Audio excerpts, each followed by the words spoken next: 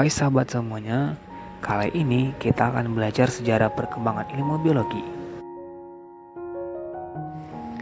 Pada dasarnya, biologi berkembang karena rasa ingin tahu manusia dalam menanggapi gejala-gejala yang terjadi di alam.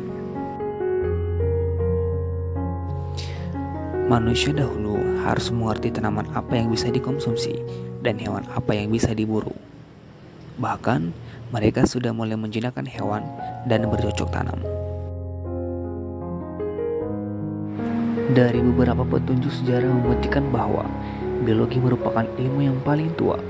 Hal ini dibuktikan dengan gambar-gambar dan sisa-sisa peninggalan sejarah.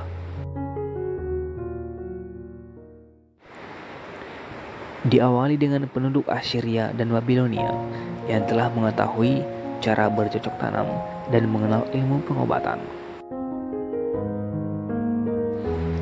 Begitu juga dengan bangsa Mesir yang mampu mengawetkan mayat atau mumi dengan ramuan sejenis balsam yang terbuat dari tumbuh-tumbuhan.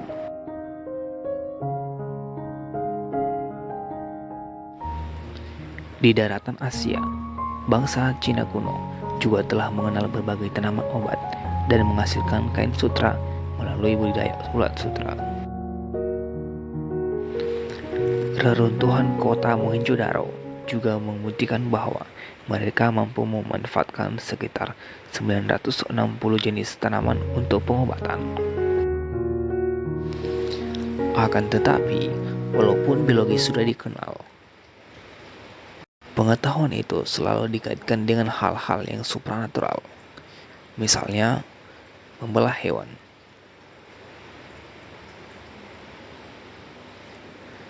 Mereka membelah hewan bukan untuk mengetahui struktur organnya, tetapi untuk meramal masa depan dan memberi persembahan kepada dewa.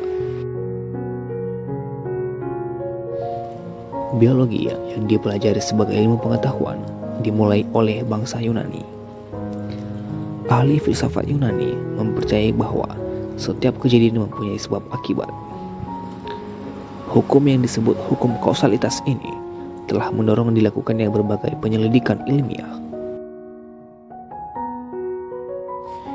Aristoteles yang hidup di pertengahan abad keempat sebelum Masehi memberi perhatian begitu besar terhadap ilmu pengetahuan termasuk biologi. Dia mengelompokkan hewan berdarah dan tidak berdarah. Hewan berdarah mencakup kelompok mamalia, burung atau aves, amfibi, reptil, dan pisces atau ikan. Hewan tak berdarah meliputi cephalopoda, udang-udangan, serangga, dan testacea yang terdiri dari hewan-hewan kecil.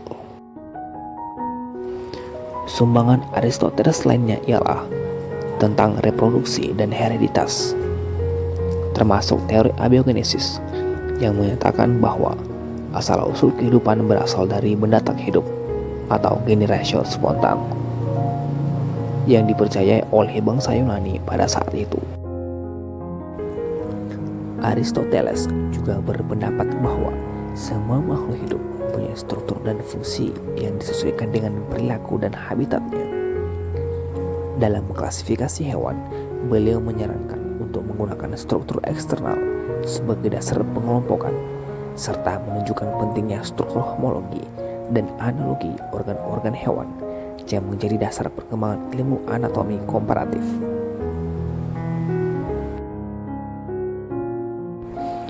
Di wilayah Arab, biologi mengalami kemajuan pesat berkat sumbangan pemikiran para ahli seperti Al-Jahiz yang menuliskan pengetahuannya tentang binatang, dan Ibnu Sina yang banyak berjasa mengembangkan ilmu kedokteran, obat, dan pengobatan.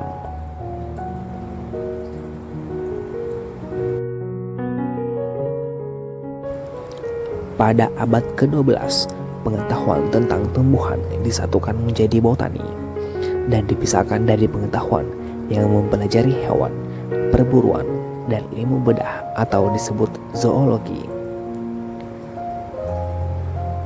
Perkembangan biologi selanjutnya terjadi di berbagai bangsa dan melahirkan tokoh-tokoh seperti Leonardo da Vinci, Otto Brunfels, Leonhard Funch, Pierre Bellon, dan sebagainya.